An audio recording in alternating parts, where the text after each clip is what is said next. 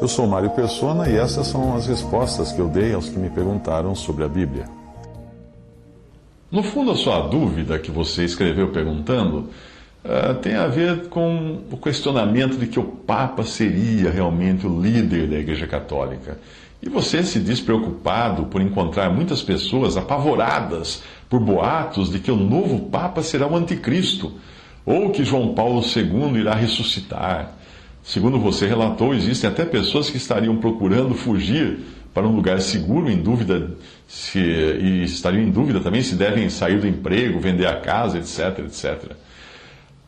Nem bem terminou o fim do mundo, supostamente previsto pelas profecias maias, e nós já estamos diante de outro pânico geral. E o mais triste é quando nós vemos aqueles que se dizem cristãos jogando lenha nessa fogueira de histeria coletiva, fazendo vídeos, pondo medo nas pessoas, falando de segredos ocultos que estão sendo revelados. Quanta bobagem. Para tranquilizar você, entenda desde já que o líder da Igreja Católica não é o Papa. E as notícias envolvendo a renúncia do Papa Bento XVI ou outro que veio depois dele ajudam a perceber isso. O líder não é o Papa. O líder da Igreja Católica Romana é Jezabel, o sistema católico que é maior que os próprios papas e cardeais.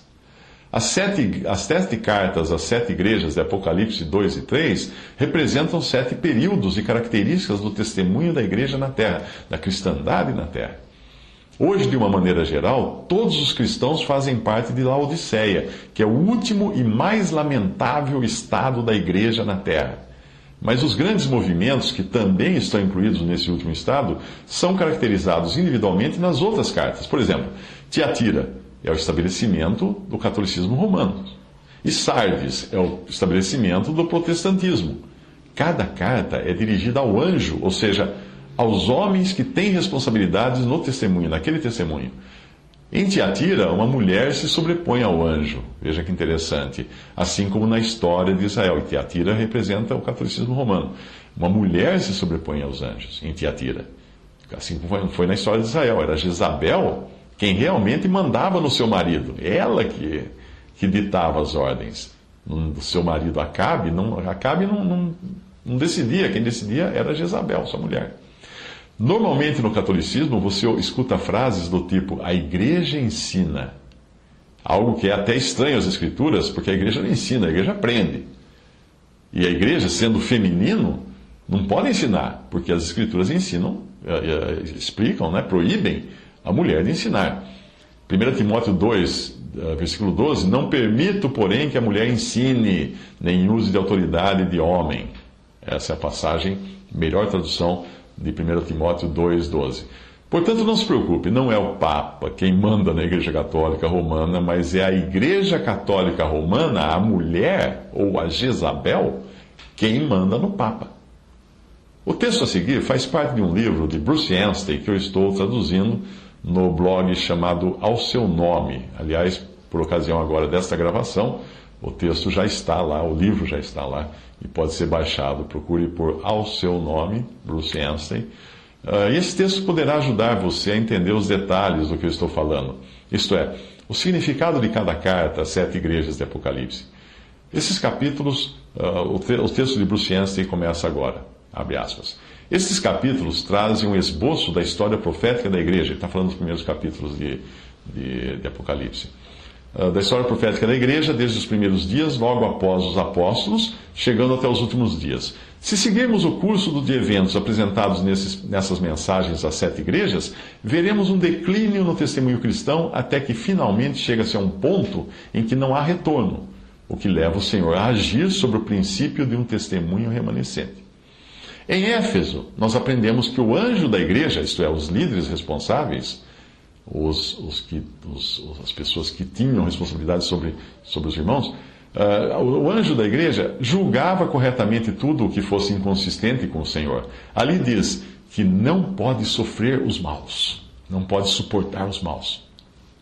Mas, infelizmente, os seus corações não estavam mais com ele. Apocalipse 2, versículos 2 a 4. Em Esmirna, qualquer eventual aumento no declínio, agravamento do declínio, foi temporariamente pausado pelas grandes perseguições que se abateram sobre aquela igreja. A severidade da tribulação lhes fez retornar ao Senhor. Mas em Pérgamo, quando os tempos de grande perseguição já haviam terminado, o anjo da igreja começou a tolerar alguns que tinham a doutrina de Balaão, que é o mundanismo e a idolatria. O anjo não foi acusado de ter essas doutrinas, mas o Senhor viu falta por não denunciar o mal, como havia feito o anjo em Éfeso, que denunciou o mal. Em Tiatira, ocorre uma condição pior. O anjo da igreja permitiu que se ensinasse a mesma má doutrina e prática que havia sido combatida por alguns em Pérgamo. Compare Apocalipse 2,14 com Apocalipse 2,20. O que teve início com alguns professando uma doutrina, terminou em muitos ensinando a mesma má doutrina. Isto mostra que se a existência do mal não for julgada, o mal acaba sendo aceito. Em Tiatira, o ensino daquele mal havia se desenvolvido em todo um sistema, transformado em todo um sistema de coisas chamado Jezabel, que certamente corresponde ao catolicismo romano. Na Idade Média, esse sistema ímpio exercia um poder tão tirânico sobre a igreja como um todo, com seu poder e organização, que controlava até mesmo o anjo da igreja, ou seja, o responsável. Aqueles que ocupavam um lugar de responsabilidade haviam falhado em lidar com isso, quando poderiam ter feito lá atrás. E agora esse problema tinha crescido e se transformado em um monstro que os controlava. Veja Atos capítulo 27, versículo 14 a 15.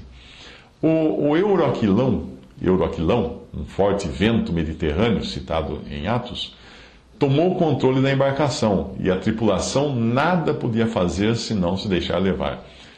Abrindo parênteses, o autor aí está se referindo àquele naufrágio de Atos, que tem também uma linguagem, é também uma figura da decadência e naufrágio do testemunho cristão no mundo.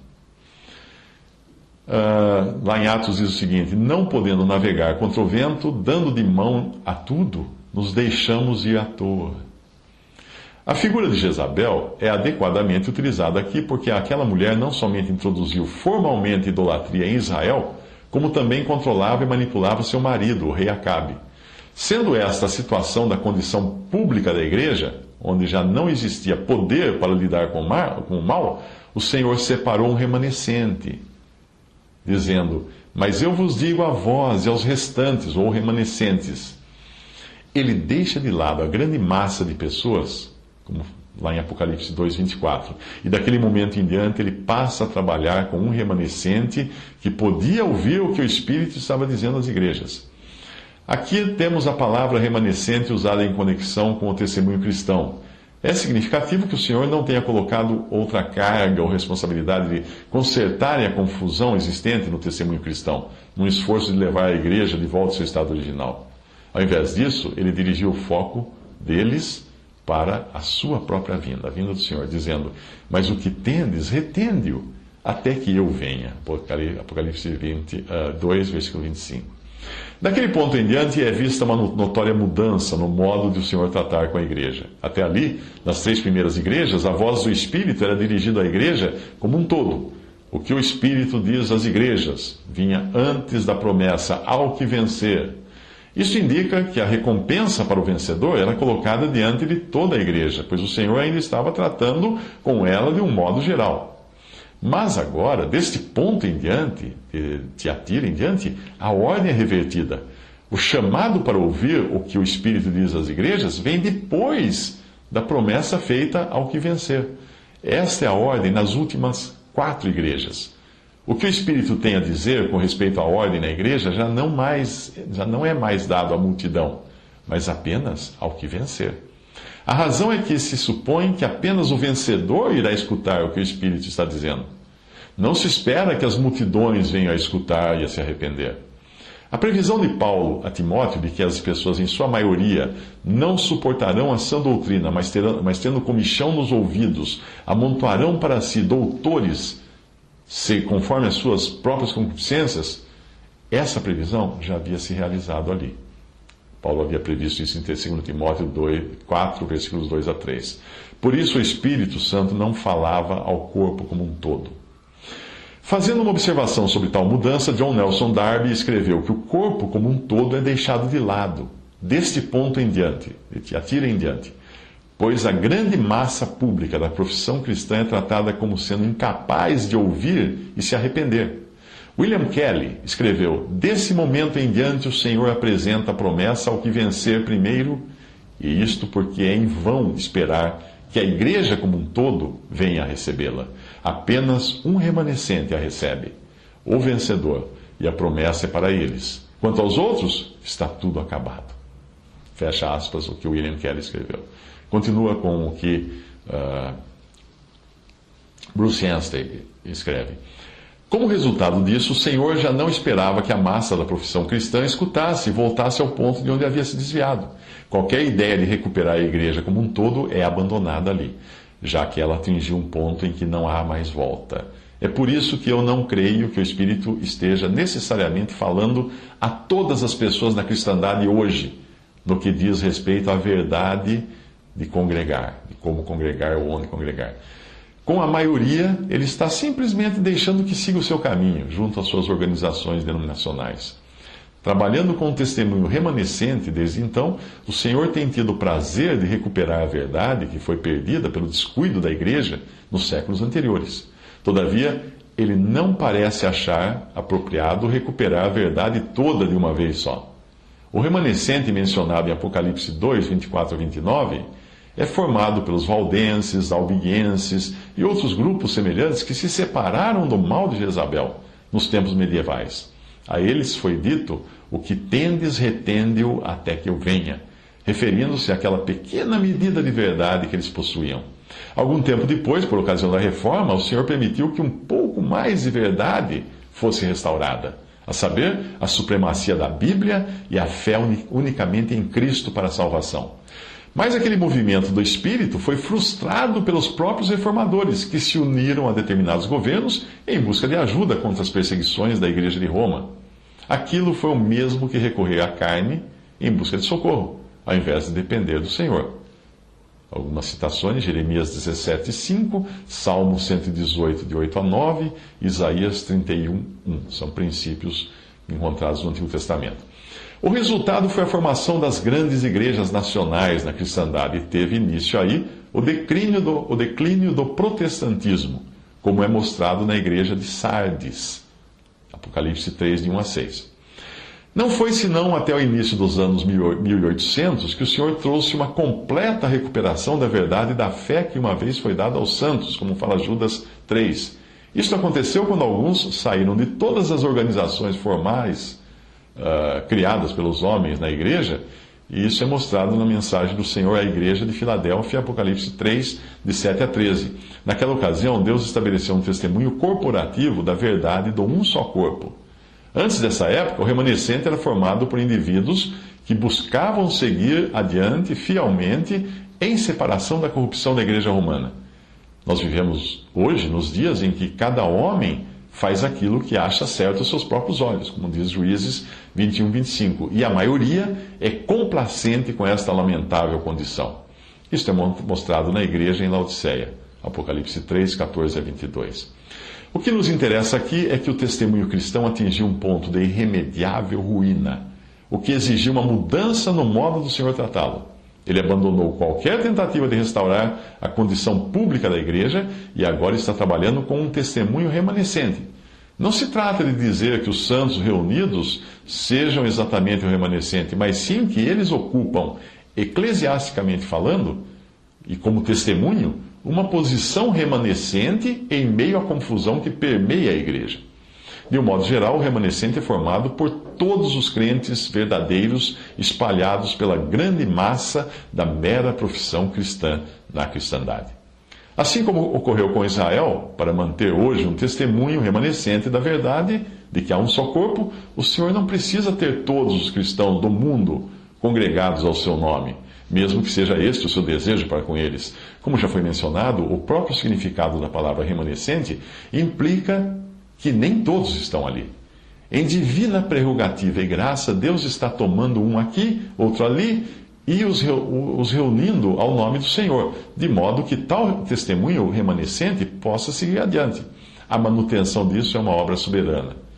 Isto é visto na observação que o Senhor faz à Filadélfia: o que abre e ninguém fecha, e fecha e ninguém abre. Apocalipse 3:7. Nem homens, nem o diabo podem impedir a sua continuação, embora tal testemunho possa parecer seguir em grande fraqueza. Por mais humilde que seja o testemunho, Deus não precisa de nenhum daqueles que ele reuniu, independente de quão espiritualmente dotados eles possam ser. Se não quisermos permanecer e abandonarmos, o Senhor irá reunir outros, de modo que seu testemunho remanescente seja levado adiante até a sua vinda.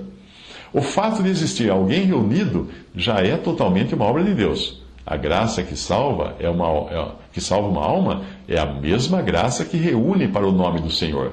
Se algum de nós escutou o que o Espírito diz às igrejas e enxergou a verdade de como reunir, como congregar, isso foi só por ele ter aberto os nossos ouvidos. Provérbios 20, versículo 12.